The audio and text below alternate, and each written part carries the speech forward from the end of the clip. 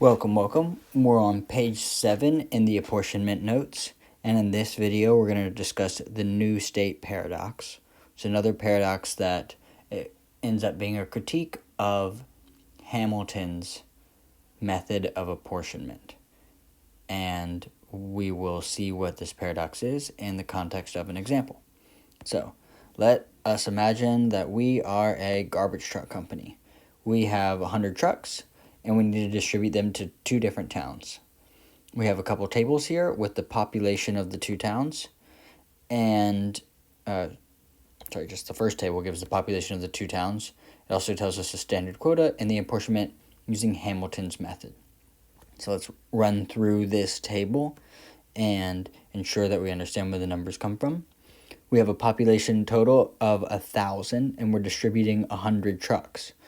So that means that each truck is going to service 1,000 homes. That's 100,000 divided by 100 equals 1,000. So say like homes per truck. So if we could distribute the trucks perfectly proportionally, we would just divide the number of homes in each town by the number of by this standard divisor. So that's dividing these numbers by 1,000, and that would be the number of trucks. So the numbers we're dividing by a power of 10, so division by a power of 10 just is represented by moving the decimal over a few spots. And that's all well and good, but we can't hand out a fractional part of a garbage truck, so we have to do the rounding. Hamilton's method says, okay, give town A 10 trucks and town B 89. You'll have 1 truck left over. Give it to the town that has the higher fractional part. In this case, it's the 0.55. It's higher than 0.45, so town B ends up getting 90 trucks, while town A gets 10. Okay, all well and good. Now, the next part of the story is the company wants to add another town to their contract. So it'll be a third town. There'll be a third column in this table.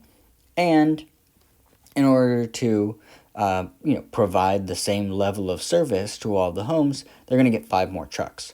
So we don't have this 100 truck limit anymore. We have 105 trucks. We're still going to use Hamilton's method, and now we're just going to look at the apportionment method. And there is an error here. These are going to sum to 105. Because the total number of trucks we have now is 105.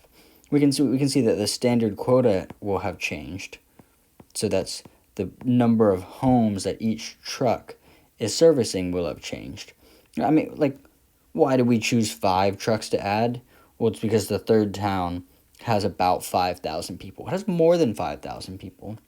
And we were trying to have 1,000 homes per truck. So we should really add 5.25 trucks. But again, you can't add a quarter of a truck. So they just did some rounding. 5 trucks seemed reasonable. But let's just also see what this new standard quota is, because it will have changed a little bit. We'll see it's have gone up. So 10, 5, 250, 50 divided by 105, 102.38, or 1,002. So, they added some more trucks, but they didn't add enough trucks to keep the kind of the job rate per truck at the same. It went up slightly.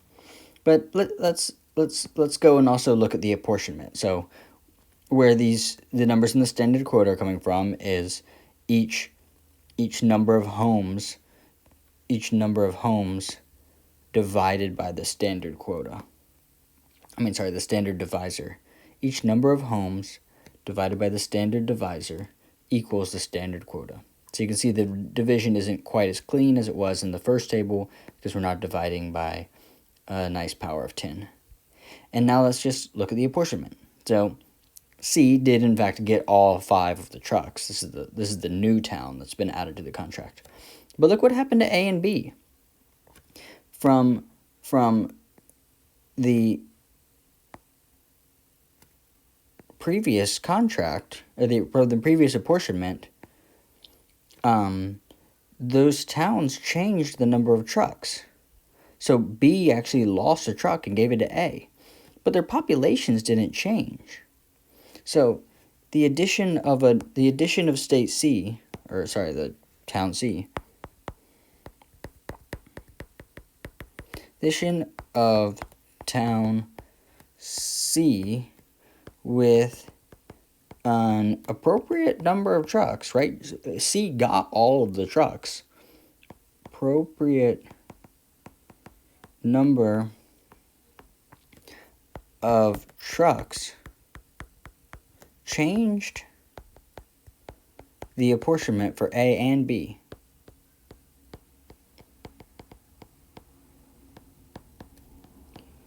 A and B to B's disfavor. So B has an incentive to not let C on this contract, which it shouldn't really be the case. And this is why this is a critique of Hamilton's method. This is an issue that only Hamilton's method has.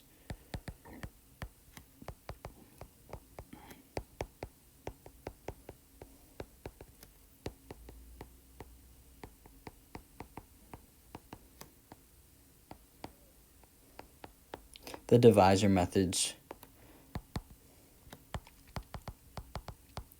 are immune. And again, this is a situation, it doesn't always happen when you add a new state that things go wonky, but it's just a thing that can happen in Hamilton's method, and therefore it's a critique. And the divisor methods are immune means this type of paradox never happens in the case of one of the divisor methods. You can't add a city and the appropriate number of seats or indivisible objects to distribute, and it's appropriate because they got all of them, and then have a flip-flop in the other ones. That just doesn't happen. So this is the last paradox that we're going to talk about. You may feel like Hamilton's method has a lot of issues, and it does.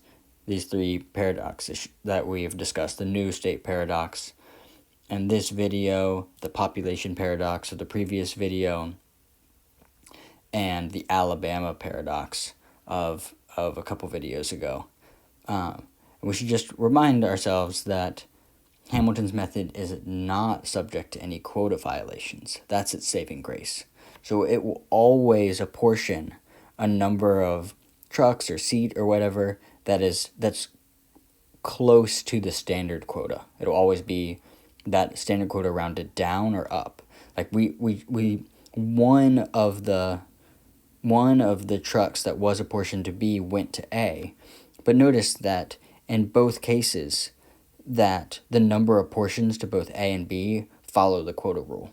That is, they're either the standard quota rounded up or the standard quota rounded down. And so that still is a benefit to Hamilton's. And we saw that the divisor methods can all violate the quota rule. All right, that's the last video in our apportionment series. Thanks for watching.